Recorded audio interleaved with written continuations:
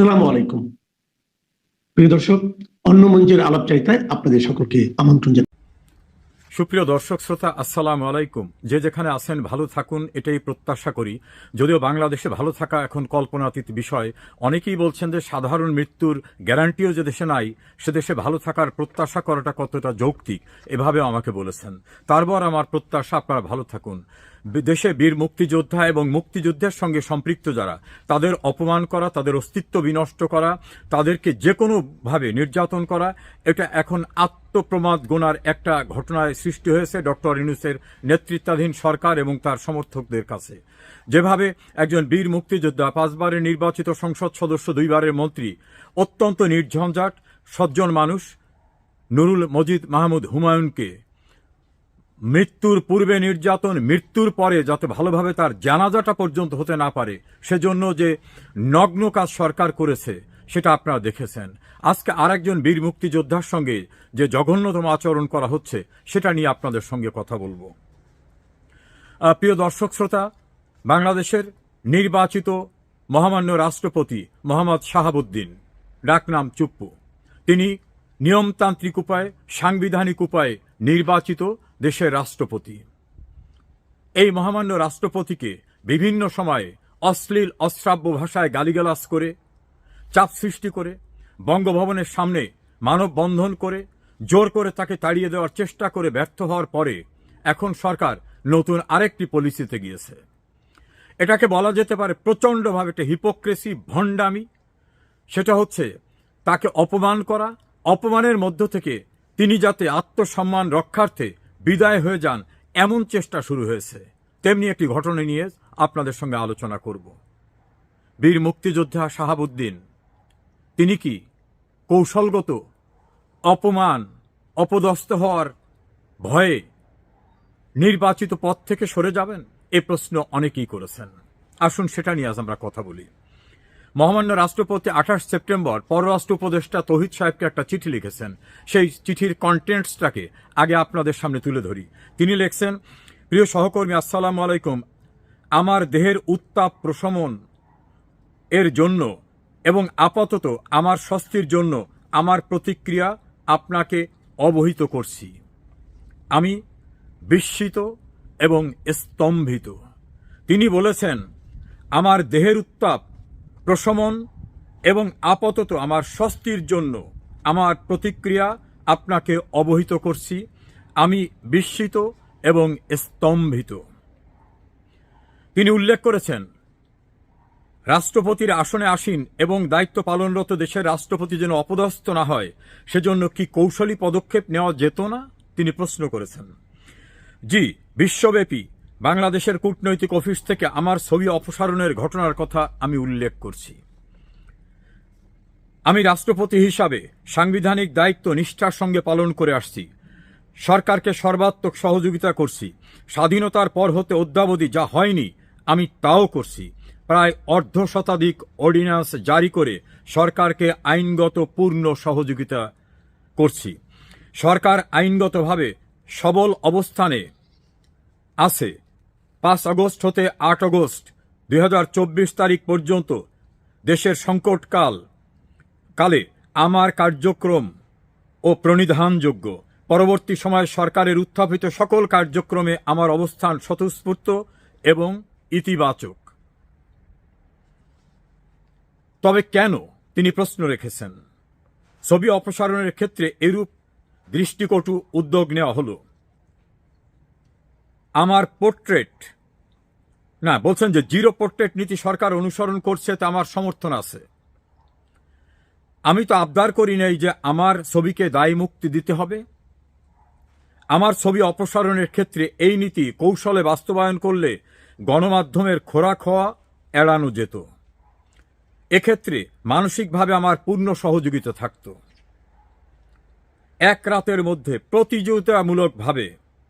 প্রতিযোগিতামূলকভাবে মানে কে কার আগে ছবিটি নামাবে রাষ্ট্রপতির, আমার ছবিটি অপসারিত হয়ে শুধু গণমাধ্যমের উপজীব্য নয়, বরং সামাজিক যোগাযোগ মাধ্যমে বিশ্বব্যাপী আমার সম্মান ভুলুণ্ঠিত করা হলো।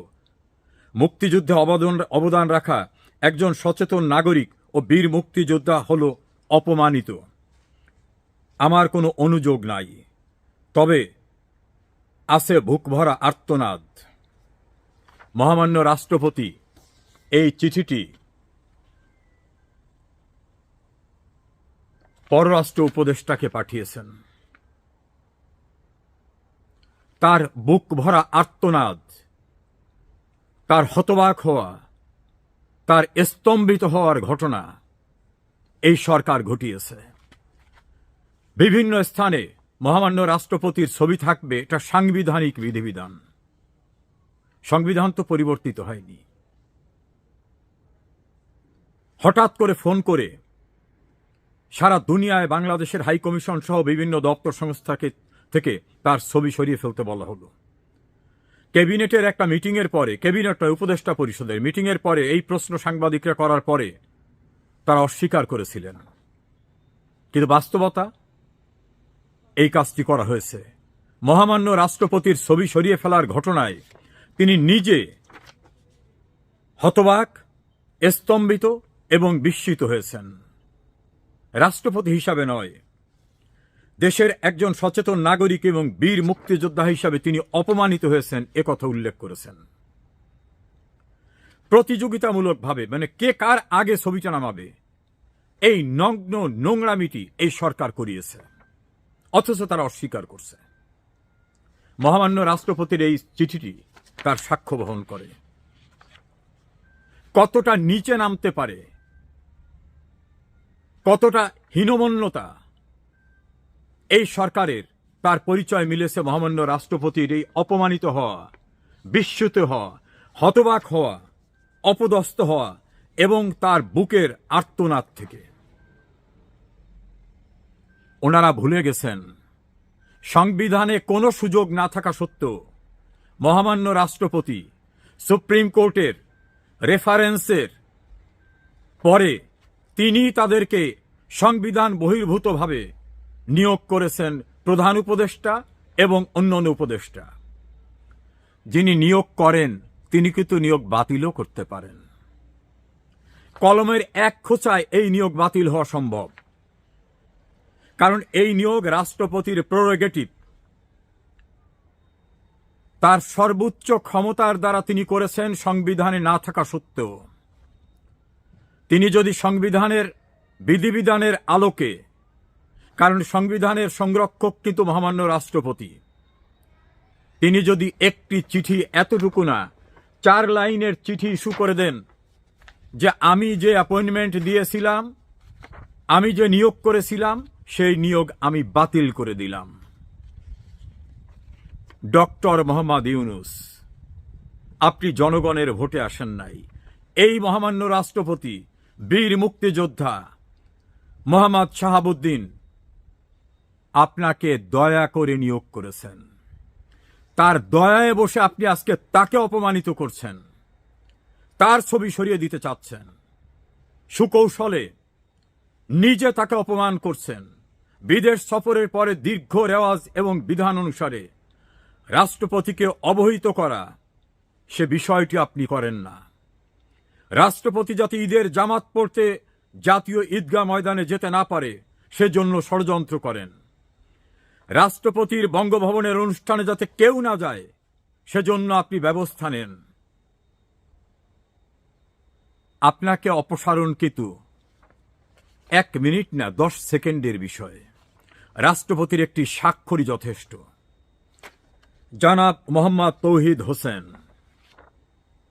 আপনার কর্তৃপক্ষের নির্দেশ আপনার দপ্তর থেকে প্রতিপালিত হয়েছে। আপনি কি জানেন কোনো অন্যায় নির্দেশ প্রতিপালন করতে আপনি বাধ্য নন? আপনি কি জানেন আপনার নিয়োগটি মহামান্য রাষ্ট্রপতির দয়ায়, আপনার কোনো আইনগত ভিত্তি নাই, এটা কি জানেন?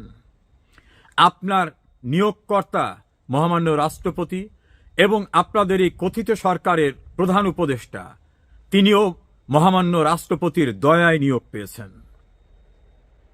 আপনি কি জানেন সংবিধান সর্বোচ্চ আইন, সংবিধান অনুসারে অন্তর্বর্তীকালীন সরকার নামে কোনো সরকার নাই,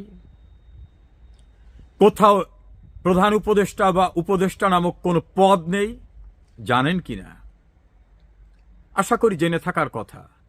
না জানলে বাংলাদেশের সংবিধানটা পড়বেন। এখনো শেখ হাসিনা আইন অনুসারে প্রধানমন্ত্রী। যে সংসদ ভেঙে দেওয়া হয়েছে, ভাঙার প্রক্রিয়া বৈধ ছিল না। সংসদ নেত্রীর লিখিত অনুরোধ ছাড়া সরকার বা রাষ্ট্রপতি সংসদ ভাঙতে পারেন না। প্রধানমন্ত্রীর পদত্যাগ ছাড়া সরকারের কোনো নির্বাহী প্রধানের নিয়োগ হতে পারে না।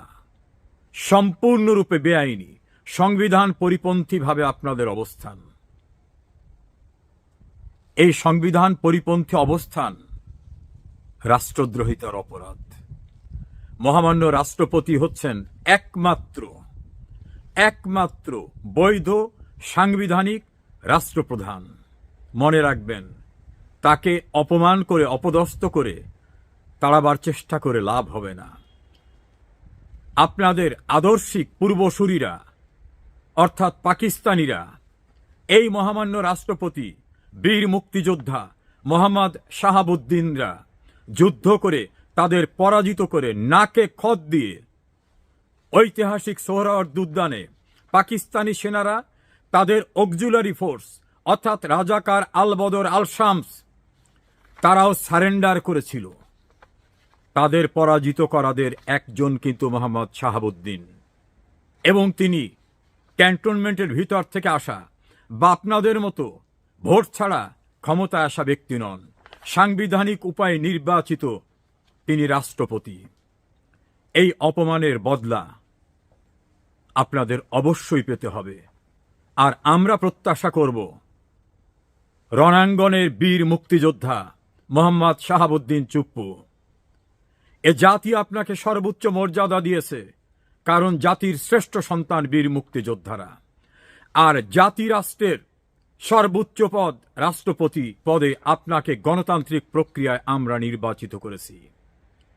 আপনার কম্পিত হওয়ার কারণ নাই, আপনার স্তম্ভিত হওয়ার কারণ নাই। প্রয়োজন হলে আপনি সাংবিধানিক ক্ষমতা চর্চা করবেন, প্রয়োজনে এদেরকে বিদায় দেবেন। সে সময় বোধহয় আপনাকে আমন্ত্রণ জানাচ্ছে। মহামান্য রাষ্ট্রপতি, মুক্তিযুদ্ধের বীর সেনানী আপনি, দেশমাতৃকার শত্রুমুক্ত করা, পরাধীনতার শৃঙ্খল ভেঙে ফেলা যার কাজ, তিনি পরাভব মানবেন না, সেটাই আমাদের প্রত্যাশা।